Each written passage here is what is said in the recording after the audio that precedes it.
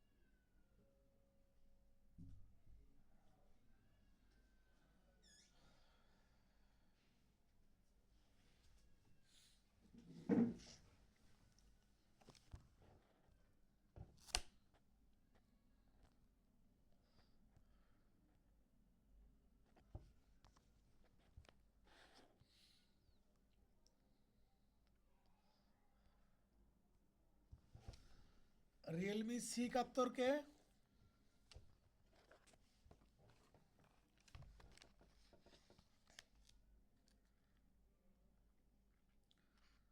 Realme C71।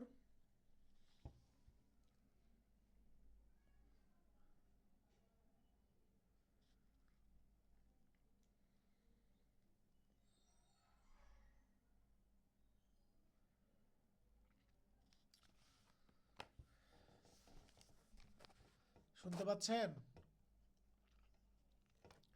Realme C71 শুনতে হ্যাঁ পাচ্ছেন?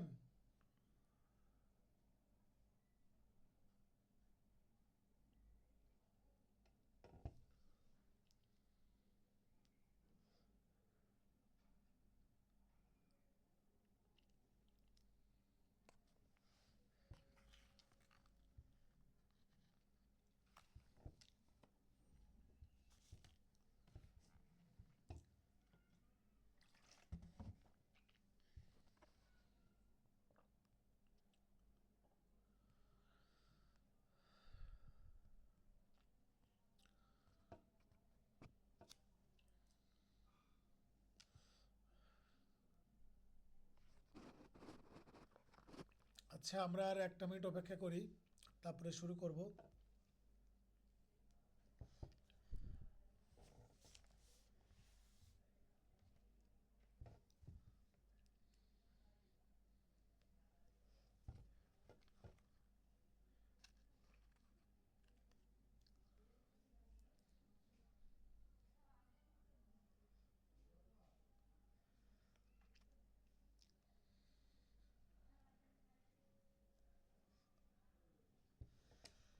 আপনাদের পরীক্ষা হচ্ছে রোজার ঈদের পরেই হবে, ঠিক আছে? আর রোজার ঈদের আগে পরীক্ষা হওয়ার কোনো সম্ভাবনা নাই। তারপরেও আমরা চেষ্টা করব বা আমরা সবসময় চোখ কান খোলা রাখবো, দেখি কি হয়।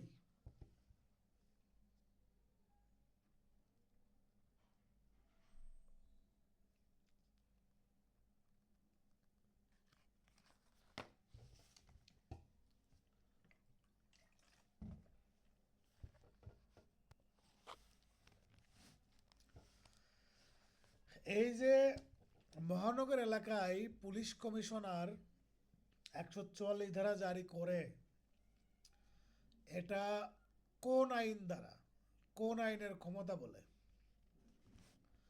ফৌজদারি কার্যবিধি নাকি অন্য কোনো আইন?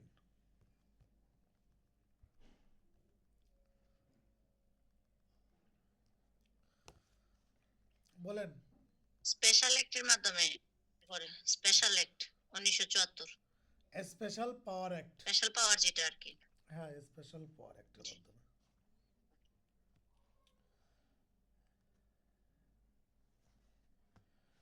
আচ্ছা ঠিক আছে, এটা হচ্ছে আপনাদের এই 144 ধারা। তাহলে 144 ধারা থেকে কি কি পড়বেন? 144 ধারা কাকে বলে, বা এই যে কয়েকটা গ্রাউন্ডস আছে, এই গ্রাউন্ডসগুলো একটু পড়বেন। জারি করবেন কে? জেলা ম্যাজিস্ট্রেট, নির্বাহী ম্যাজিস্ট্রেট, মহানগর এলাকায় পুলিশ কমিশনার। বলবৎ থাকবে 2 মাস বা হচ্ছে 60 দিন। এটা অমান্য করলে শাস্তি হচ্ছে 1 মাস আর হলো 200 টাকা জরিমানা। আর এই 144 ধারা আদেশের বিরুদ্ধে প্রতিকার হলো রিভিশন।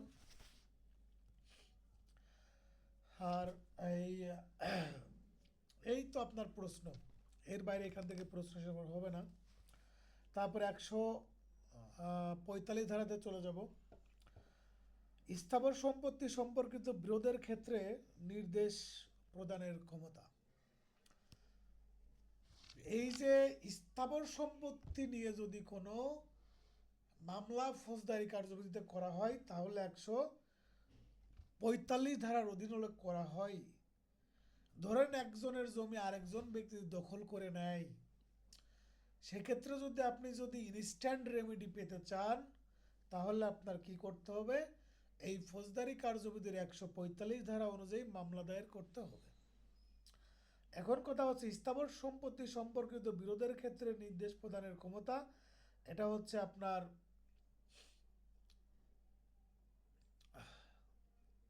দেখেন, যে ক্ষেত্রগুলো আছে, যদি কোনো বিরোধ বিদ্যমান থাকে এই স্থাবর সম্পত্তি সম্পর্কিত, যদি উক্ত বিরোধী কোনো প্রকার স্থাবর সম্পত্তি সম্পর্কিত হয়, যদি উক্ত বিরোধের ফলে গণশান্তি বিনষ্ট হয়, তাহলে আমরা জানি স্থাবর সম্পত্তি সম্পর্কিত কোনো মামলা যদি করতে হয়, তাহলে সিভিল মামলা করতে হয়।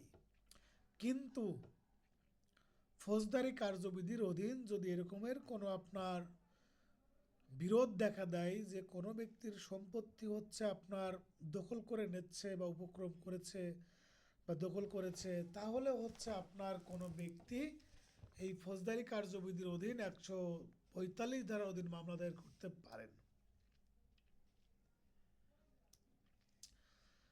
এরকমের আপনার কোনো তথ্য উপাত্ত পাওয়ার পরে ম্যাজিস্ট্রেট আপনার কি করবেন? উভয় পক্ষকে আপনার শুনবেন বা জবাব দাখিলের জন্য বলবেন। তারপর উভয় পক্ষকে শোনার পরে এই সম্পত্তি রিলেটেড একটা অনুসন্ধান করবেন, একটা রিপোর্ট নেবেন। রিপোর্ট নেওয়ার পরে ম্যাজিস্ট্রেট যদি আপনার প্রকৃত দখলদার নির্ণয় করার জন্য আপনার একটা অনুসন্ধান চালাবেন, এবং ওই যে সম্পত্তিতে অবস্থান করতেছে ওই সম্পত্তি 2 মাস পূর্বে যার দখলে ছিল তার নিকট হস্তান্তর করবেন। তাহলে 2 মাস পূর্বে ওই সম্পত্তি যার দখলে ছিল তার নিকট ওই সম্পত্তি হস্তান্তর করবেন। তাহলে বিষয়টা কি? যে ধরেন মুক্তা এখন যে বাড়িতে অবস্থান করতেছে, ওই বাড়িটা 2 মাস আগে দখলে ছিল নওরিনের। এখন মুক্তা হচ্ছে জোর করে দখল করে নেছে।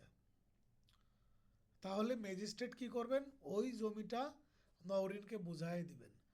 এই জমিতে কার মালিকানা আছে বা নাই এইটা জাস্টিফাই করবেন না, শুধুমাত্র দেখবেন যে 2 মাস পূর্বে কার দখলে ছিল, 2 মাস পূর্বে যার দখলে ছিল তার নিকট হস্তান্তর করে দিবেন। কিন্তু এই সম্পত্তির প্রকৃত মালিককে, এইটা জাস্টিফাই করার ক্ষমতা এই ফৌজদারি আদালতের নাই, বা এই ফৌজদারি আইনের অধীনে এটা নির্ধারণ করার কোনো সুযোগ নাই। এটা করতে হবে সিভিল কোর্টে বা দেওয়ানি আইনের মাধ্যমে, সুনির্দিষ্ট প্রতিকার আইন, দেওয়ানি কার্যবিধি। 9 ধারা না? 9 ধারা সুনির্দিষ্ট দখল প্রতিকারের পুনরুদ্ধারের মামলা করতে হয়, আর 8 ধারাতে মালিকানা নির্ধারণ করে। সুন্দর।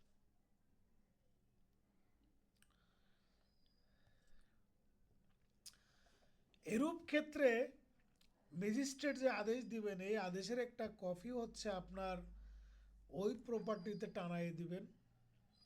তারপরে দেখেন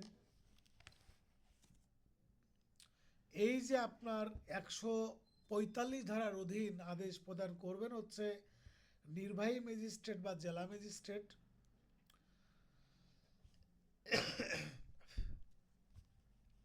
এবং এই ধরনের সম্পত্তির ক্ষেত্রে অভিযোগ গ্রহণ করতে পারবেন কোনো পুলিশ রিপোর্টের ভিত্তিতে, অন্য কোনোভাবে যদি জ্ঞাত হয়।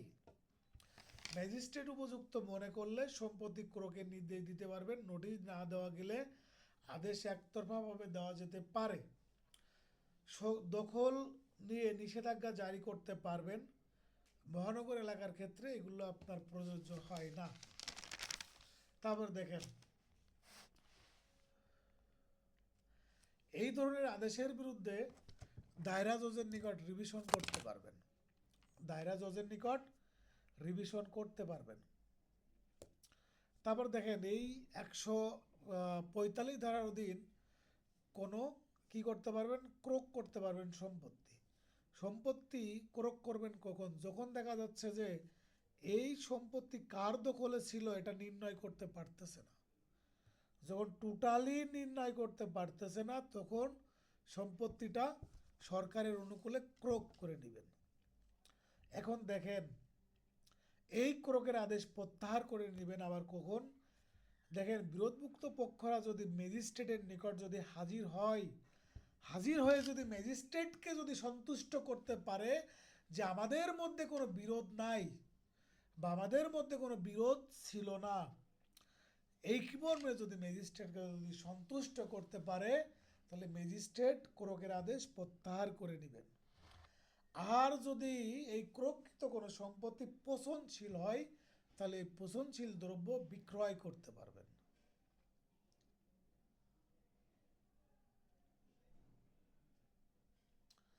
হ্যাঁ, তাহলে এই ধরনের আদেশের বিরুদ্ধে কি করতে পারবেন, রিভিশন দায়ের করতে পারবেন। তাহলে এখানে আমরা কয়টা জিনিস পাইলাম, আদেশ দিবেন হচ্ছে জেলা ম্যাজিস্ট্রেট বা নির্বাহী ম্যাজিস্ট্রেট, দখলদার নির্ণয় করবেন হচ্ছে 2 মাস পূর্বে যে দখলে ছিল সেই ব্যক্তির কাছে হস্তান্তর করে দিবেন। হ্যাঁ, তাহলে 145 ধারা আর 144 ধারা, দুইটা ধারাতে 3 স্টার দিয়ে রাখবেন। এই দুইটা ধারা থেকে আপনারা মিনিমাম 2টা প্রশ্ন পাওয়ার হকদার, বা মিনিমাম একটা তো পাবেনই, 100% একটা প্রশ্ন পাবেন। সুতরাং এই দুইটা ধারায় হচ্ছে আপনারা 3 স্টার দিয়ে দিয়ে রাখবেন।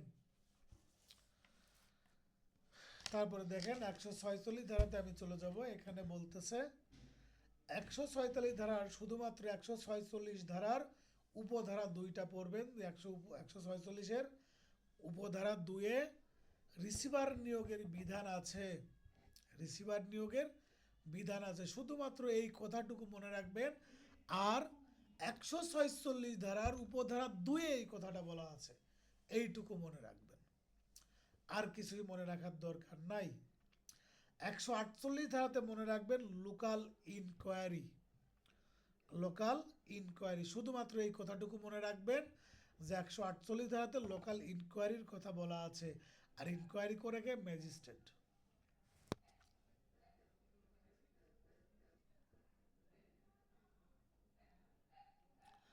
একশো 49 ধারাতে বলতেছে পুলিশ তার সামনে সংগঠিত সকল আমলযোগ্য অপরাধসমূহ প্রতিরোধ করবেন।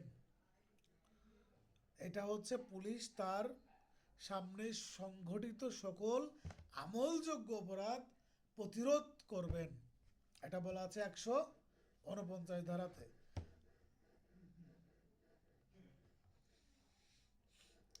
152 ধারাতে বলা আছে, টাইটেলটা পড়বেন, সরকারি সম্পত্তির ক্ষতি সাধন প্রতিরোধ। কোনো পুলিশ অফিসারের সামনে বা উপস্থিতে যদি কোনো ব্যক্তি সরকারের স্থাবর এবং অস্থাবর সম্পত্তির ক্ষতি সাধন করতে চায়, তাহলে পুলিশ সেটা কি করতে পারবেন? প্রতিরোধ করতে পারবেন।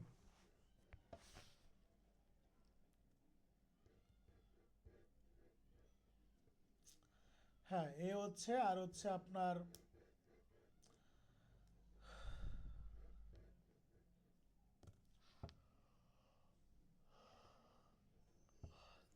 153 আপনার বাটখারা বা ওজন বা পরিমাপ আদি পরীক্ষা। এটা আপনার একটু জাস্ট একবার একটু দেখবেন টাইটেলটা, আর কিছু দেখা লাগবে না। এই আর হচ্ছে আপনার পরবর্তী ক্লাস হবে হচ্ছে আপনার 154 ধারা থেকে, কারণ 154 ধারা হচ্ছে সেপারেট ডিসকাশন এবং খুবই গুরুত্বপূর্ণ। সুতরাং এই 154 ধারাটা আপনার সেপারেট করে প্রথম থেকে ক্লাস নিয়ে শেষ করতে হবে। এই 154 ধারার সাথে 200 ধারা কানেক্টেড, আবার 190 ধারা কানেক্টেড, এবং 155, 56, 57 এবং অন্যান্য কতগুলো ধারা কানেক্টেড। সুতরাং এই ধারাগুলো আপনার সেপারেট করে পড়তে হবে। তাহলে আমরা আজকে 153 ধারা পর্যন্ত পড়াইলাম। পরবর্তী ক্লাস আগামী পরশু দিন রাত 10টায় 154 ধারা থেকে আমরা শুরু করব। আপনারা যতজন আছেন আশা করি 154 ধারার ক্লাস মিস দিবেন না। এটা হচ্ছে ফৌজদারি কার্যবিধির সব থেকে গুরুত্বপূর্ণ চ্যাপ্টার, বা আমরা মূল ফৌজদারি কার্যবিধির মূল অংশে আমরা প্রবেশ করতেছি। সুতরাং এটা হচ্ছে খুবই গুরুত্বপূর্ণ। আপনাদের কারো কোনো প্রশ্ন আছে?